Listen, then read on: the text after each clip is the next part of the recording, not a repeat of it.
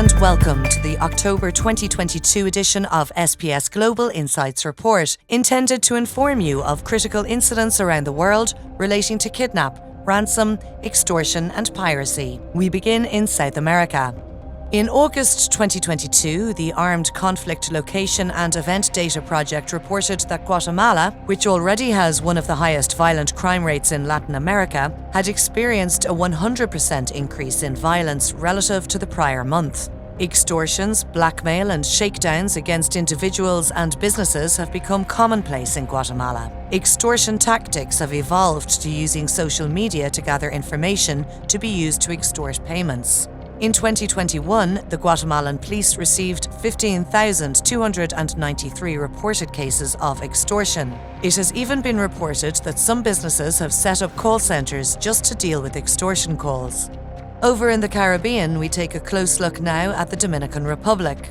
Transparency International has issued a report indicating that corruption is still ingrained in every aspect of the Dominican Republic, ranking the country 128th out of 180 countries, with 180th being the most corrupt. In the past 18 months, a congressional candidate, a sitting congressman, and a long-time campaign director have all been arrested and charged with drug trafficking, with some suspected of working directly with Mexico's Sinaloa cartel. This continued problem with corruption has successfully weakened the Dominican Republic's penal system and encouraged criminality.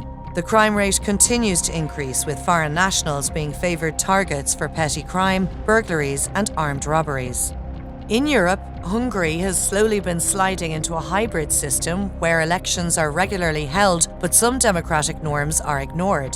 The European Union feels that its core values are often undermined by the Hungarian government, and Russia's influence over the country is significant. In addition, corruption, nepotism and clientelism have forced the EU to withhold a portion of Hungary's allocated share of the EU budget until Hungary complies with EU demands for change. The question is whether this punitive action will push Budapest more towards Moscow and Beijing, or forces the Hungarian government to carry out the necessary changes.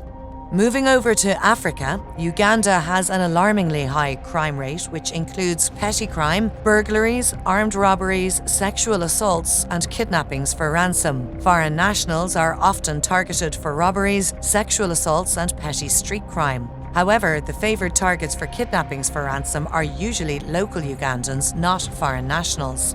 Uganda's rapprochement with the DRC, which includes increasing Ugandan military operations in the DRC to help combat terrorist and rebel operations, has increased the threat of terrorist attacks throughout Uganda. Of particular concern are the cities of Kampala and Entebbe, as Kampala was already the target of terrorist attacks in late 2021.